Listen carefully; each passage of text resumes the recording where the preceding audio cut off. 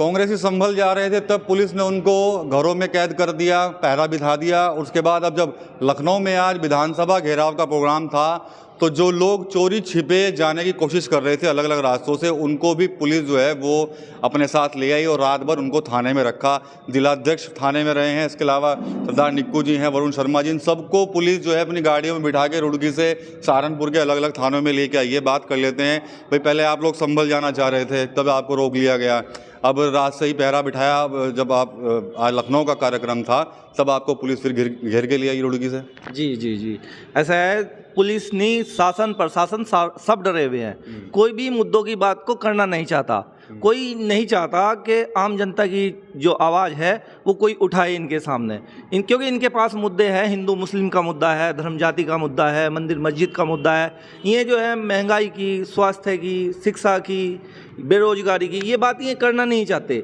और जो लोग इनकी बात को आगे रखेंगे सामान्य लोगों की, उनको ये ऐसे ही दबाने का काम करेंगे। कल हम पूरे दिन अपने घर से बाहर रहे, हमारे घर पर पुलिस बैठी रही, उसके बाद हम अलग अलग रास्तों से, सहारनपुर से हमारी टिकटें थी, अलग अलग रास्तों से हम रुड़की दूसरे राज्य में पहुँचे। उसके बाद भी 7-8 गाड़ियाँ, जो कि पुलिस की गाड़ियाँ नहीं थी, सारी प्राइवेट गाड़ियाँ थी, और उसमें सभी पुलिसकर्मी यूपी के थे।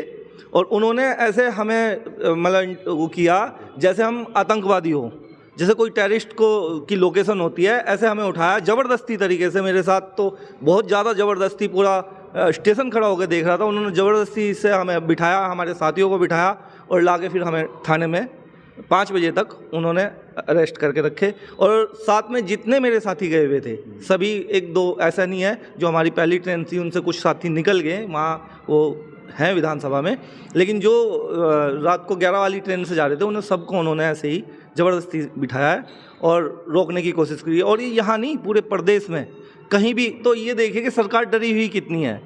अगर सरकार डरी हुई नहीं है तो खुला कर देना। कहाँ है लोकतंत्र? लोकतंत्र की बात करते हैं, संविधान की बात करते हैं, कहाँ है संविधान? संविधान पे चलते तो ये होता, ये तो तानाशाही है सीधी सीधी।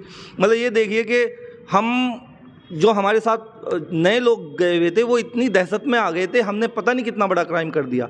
अरे यार, अपनी बात रखने जा रहे हैं हम, हमारी बात कम से कम सुनो, तो आप ना मानो अलग बात है, लेकिन हमें बोलने का तो अधिकार है। लोकतंत्र में कुछ अपनी बात रखने का तो अधिकार है। ठीक है। सुरेंद्र कपिल जी हैं, पूर्व विधायक, ये बताइए कि कांग्रेस के दफ्तर पर तो जो कंटीली तारें होती हैं वो लगा दी गई प्रदर्शन को रोकने के लिए, कैसे देखेंगे आप?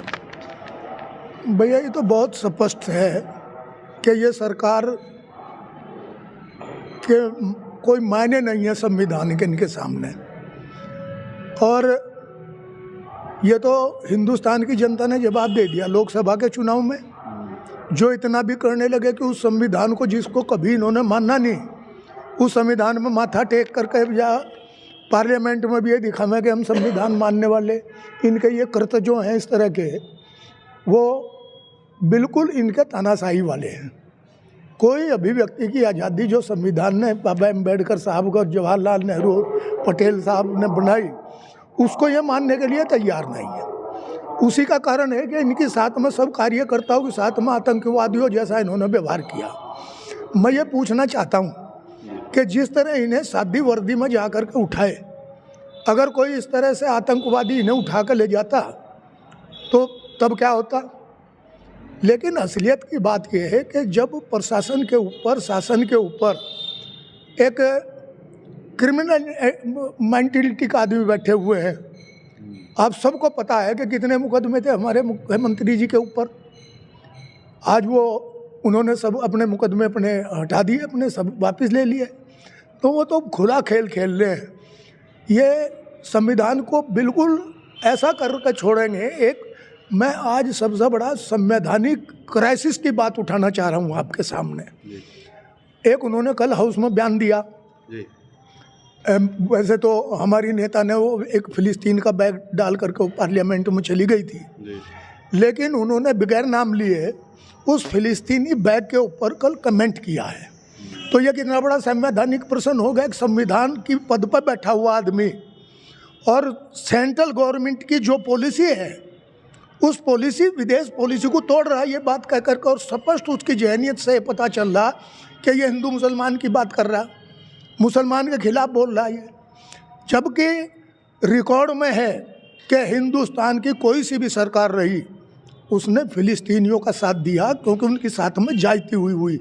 आप अटल बिहारी वाजपेयी जी का बयान पढ़िए, जब यासिर अराफात उनसे मिलने गया, उसके बाद उन्होंने प्रेस को कहा, उन्होंने कहा कि इनकी ज़मीन पे जिन लोगों ने शरण ली थी उन्होंने आज इन्हें शरणार्थी बना रखे, इन्हें इनका हक मिलना चाहिए। और उनका आज प्रमुख बैठा हुआ उत्तर प्रदेश की विधानसभा में संविधान की धज्जियाँ उड़ा रहा है, ये कह करके कि ये फिलिस्तीनियों को ये कर रहे हैं, हमें इजराइल में बच्चे भेज रखे हमने, उनका क्या कर रहे हैं वहाँ, फौज में काम लग रहा है इजराइलियन उन्हें हिंदुस्तान के बच्चों से। तो ये वो आदमी जिन्होंने अंग्रेज़ों का साथ दिया, ये संविधान की कहाँ से किसी तरह की इज्जत करेंगे। इतना बड़ा कांड नहीं हो सकता जो कल इन्होंने संवैधानिक एक क्राइसिस पैदा किया। मैं तो कहता हूँ कि राष्ट्रपति में अगर दम है इनके खिलाफ कार्रवाई करनी चाहिए। उसके अलावा अभी संभल का मामला है, संभल के मामले में इन्होंने एक ऐसा फार्मूला पकड़ लिया, जो भी मंदिर बंद पड़े, हमारे यहाँ जिले सहारनपुर में मंदिर बंद पड़े जहाँ के लोगों ने अपने व्यक्तिगत बनाए हुए थे, मैं वहाँ से चले गए कहीं, मंदिर बंद पड़े। आपके और हमारे सबकी जानकारी में है, ऐसे ऐसे मंदिर भी हैं जिनमें जानवर घुसे बैठे, तो उनको तो देखने के नहीं। एक वहाँ पे मंदिर पकड़ लिया, उसका मालिक लग रहा कहने कि इस पर ताला हमने लगा रखा है। यहाँ कोई जब मंदिर में आवा नहीं था, भाई मंदिर में नहीं आओगे तो पंडित क्यों बैठेगा, पुजारी क्यों बैठेगा, कहीं के लिए बैठेगा। उन्होंने अपना ताला लगा दिया उस पर, और वो स्पष्ट हो गया कि ये इनका पर्सनल मंदिर है, इन्होंने ताला लगाया। इन पर खुद गया उन्होंने टीवी के सामने, लेकिन वो ज़बरदस्ती प्रचार कर दिया, डीएम ने आकर के साहब मंदिर का ताला खुलवा दिया, एक कल और मंदिर खोल लिया, अब उसके भी फोटो पड़ने लग रहे। तो ये इस तरह से एक सांप्रदायिक इशू बना करके, और ये जो ये आगे के चुनाव की तैयारी कर रहे हैं 2027 की, इन्हें उत्तर प्रदेश की जनता उल्टे ठोक देगी। जिस तरह से लोकसभा के चुनाव में इनका रास्ता रोका, अगर ये जनता ना कर इन्हें 242 पर लटकावे, तो आप ये समझिए कि ये हिंदुस्तान के अंदर संविधान की कोई भी धारा नहीं छोड़े थे। ठीक है।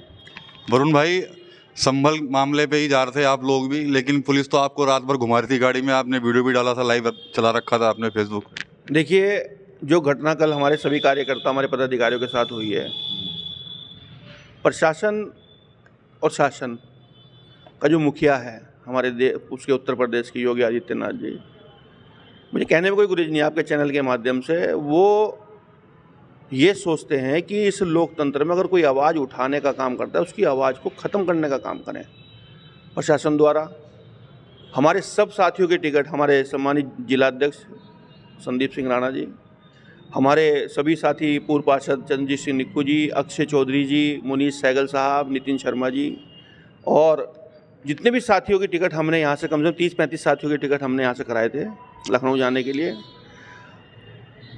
बात ये थी कि यहाँ सहारनपुर स्टेशन को तो इन्होंने छावनी बनाई रखा था। जब हम रुड़की पहुँचे हैं तो हमें इस तरह से उन्होंने घेरा है कि जैसे हम बहुत बड़े क्रिमिनल हों। अरे, अपोजिशन में हमारे नेता राहुल गांधी जी संसद में संविधान को बचाने की जो बात कर रहे हैं, हम एक आम आदमी की लड़ाई लड़ने का जो काम कर रहे हैं हमारे सभी साथी। महंगाई देख लीजिए कहाँ जा रही है, बेरोजगारी देख लीजिए कहाँ जा रही है, महिलाओं की सुरक्षा नहीं है, बच्चों का भविष्य नहीं है, जो पढ़ेगा लिखेगा वो नौकरी मांगेगा वो इन पर देने के लिए नहीं है। क्या लोकतंत्र में हम अपनी आवाज़ नहीं उठा सकते? आदरणीय विधायक जी ने जो बात आपको बताई, मैं उनकी बाद में अपनी बात रखते हुए यही कहना चाहता हूं कि आज जो इन्होंने लोकतंत्र की हत्या करने का काम किया है, संविधान को ख़त्म करने का काम किया है, हम उसका पुरजोर विरोध करते हैं। और एक बात मैं आपके माध्यम से और कह दूँ, इनके दिमाग में अगर कोई फतूर चल रहा हो, गांधीवादी लोग हैं, हम भगत सिंह को भी मानते हैं, महात्मा गांधी को भी मानते हैं, जो जिस तरीके से हमारे से बात करेगा उसे उसी भाषा में समझाने का काम करेंगे। धन्यवाद। ठीक है। निक्कू जी, लखनऊ जाना चाह रहे थे आप भी, प्रदर्शन में शामिल होना था, लेकिन फिर पहरा बैठ गया पुलिस का। देखो, हिंदुस्तान में कायरों की सरकार है। राहुल गांधी जी ने संसद में कहा था, और महात्मा गांधी और सरदार पटेल ने भी इस बात को माना था कि ये लोग कायर हैं। इन्होंने निहत्थे गांधी की हत्या की, इन्होंने लोकतंत्र की हत्या की, और अब मोदी और योगी मिल करके इस देश के लोकतंत्र की हत्या को करना चाहते हैं, इस देश के लोकतंत्र को ख़त्म करना चाहते हैं। और हम सिर्फ इतनी बात कहना चाहते हैं कि हम राहुल गांधी के सिपाही हैं, हम महात्मा गांधी के मानने वाले लोग हैं। हम इस देश को बचाने की लड़ाई पहले भी लड़ते आए थे। हम अपने देश को आज़ाद रखेंगे, हम अपने देश के टुकड़े नहीं होने देंगे।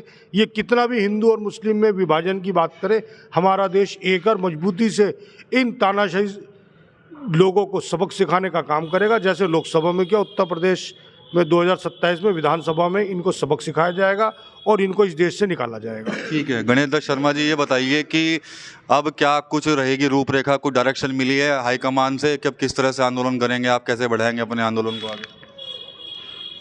हाईकमान से जो भी आदेश मिलेगा उसका पालन होगा। साथ ही साथ मैं बताऊं आपको कि विधानसभा घेराव के लिए लोग जा रहे थे, जिस तरह से गैरकानूनी, मैं इसे गैरकानूनी क्यों मानता हूं कि सिविल यूनिफॉर्म में जाके दूसरे राज्य की सीमा में उत्तर प्रदेश पुलिस ने कार्रवाई की इन्हें गिरफ्तार करने की, जो कि गलत है। अगर ऐसा करना भी था, क्या वहाँ के थाने को इसकी इत्तला थी? शायद नहीं। वहाँ के प्रशासन को इसकी इत्तला थी? शायद नहीं।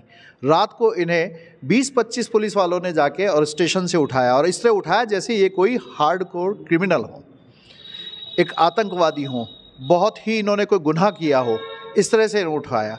भारतीय जनता पार्टी घबराती है, लोकतंत्र को क्यों कमज़ोर करना चाहती है? क्योंकि भारतीय जनता पार्टी की समझ में अब आ गया है कि लोकतंत्र मजबूत अगर रहेगा, कांग्रेस लोकतंत्र मजबूत था, कांग्रेस के टाइम में कांग्रेस सत्ता में आती थी, उसी मजबूत लोकतंत्र के चलते कांग्रेस हारी। भारतीय जनता पार्टी अब ये समझ गई कि जो मजबूत लोकतंत्र कांग्रेस को हरा सकता है वो कल तुझे भी हरा सकता है, तो इसलिए इस लोकतंत्र को ही कमज़ोर कर दो। और यही कारण है कि भारतीय जनता पार्टी लोकतंत्र के पीछे पड़ गई, लोकतंत्र को कमज़ोर करना चाहती है। हमारी मांग क्या थी? हम वहाँ पे बेरोजगारी के, महंगाई के, जनहित के मुद्दों को लेके विधानसभा में अपना घेराव करना चाह रहे थे।